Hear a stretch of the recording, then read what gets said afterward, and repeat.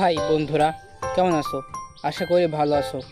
তো আজকের গল্পটি হচ্ছে একটি বাঘ ও সিংহকে নিয়ে। কোনো সময় নষ্ট না করে চলো তাড়াতাড়ি গল্পটি শুরু করা যাক। রায়পুর নামের এক গ্রামের পাশে ছিল সুন্দর একটি জঙ্গল। সেই জঙ্গলটি ছিল খুবই ঘন এবং সেখানে ভয়ঙ্কর ভয়ঙ্কর প্রাণী বাস করত।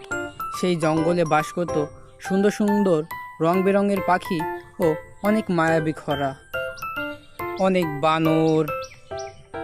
তাছাড়া সেখানে বাস করত অনেক বড় বড় ভয়ঙ্কর ভয়ঙ্কর ভাল্লুক। পাশের নদীতে বাস করত অনেক কচ্ছপ। সেই জঙ্গলের রাজা ছিল এক বিশাল বড় সিংহ।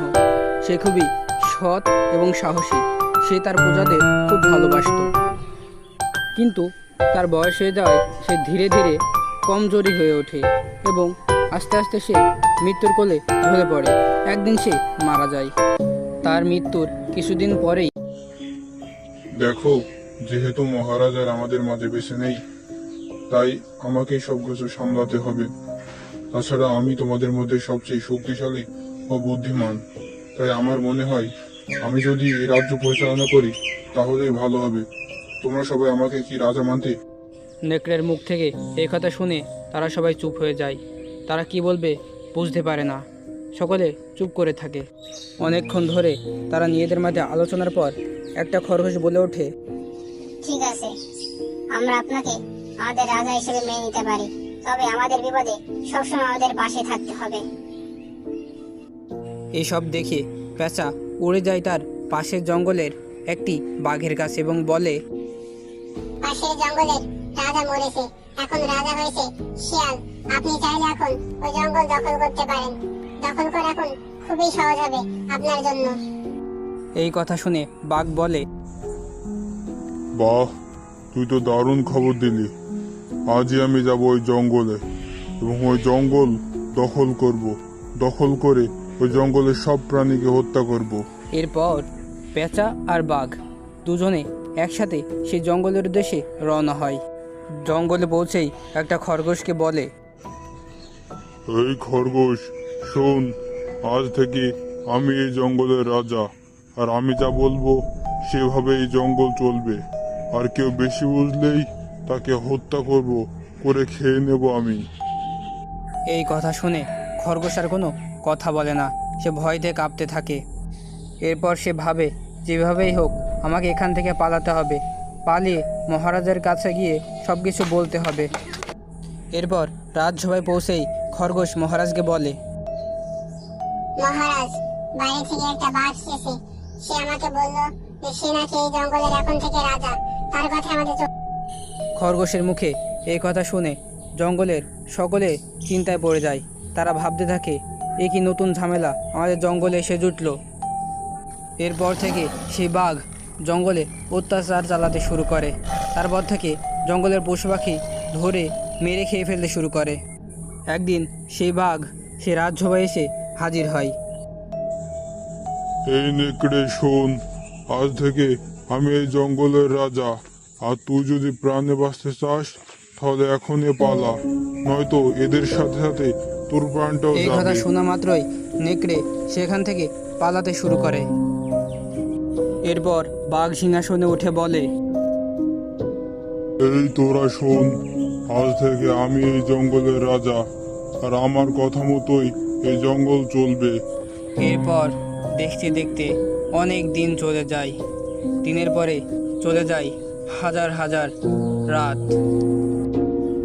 আমরা কি কোনোদিনই বাঘের হাত থেকে নিস্তার পাবো না? ধৈর্য হারাস না, কেউ না কেউ একদিন আসবে আমাদের এই বাঘের হাত থেকে বাঁচাতে।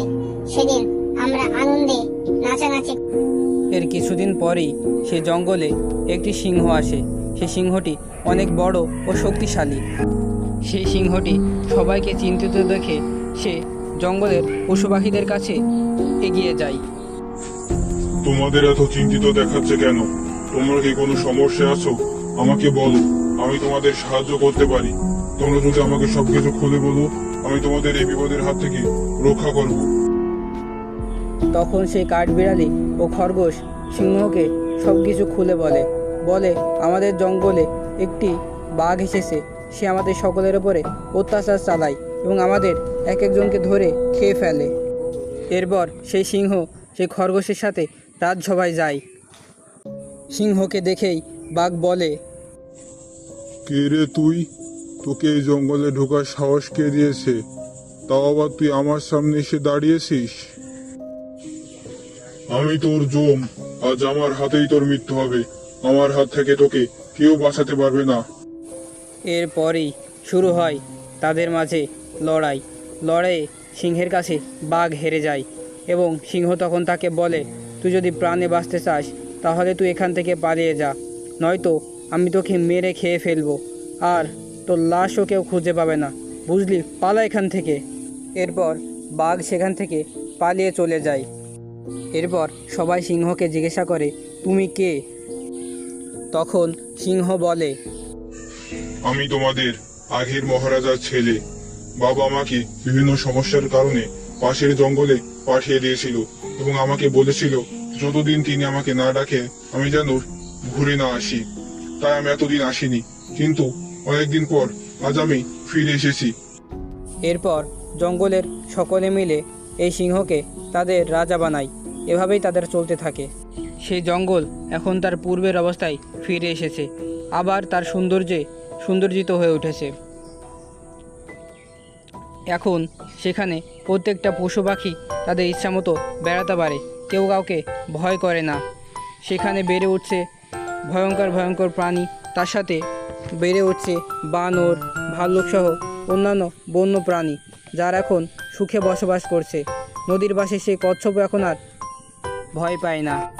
তো বন্ধুরা, আপনাদের কাছে গল্পটি কেমন লাগলো জানাবেন, আর ভিডিওটি ভালো লাগলে একটি লাইক দিবেন। আর আমার চ্যানেলটি নতুন, তাই নতুন ভিডিও পেতে আপনারা চ্যানেলটি সাবস্ক্রাইব করুন। ধন্যবাদ।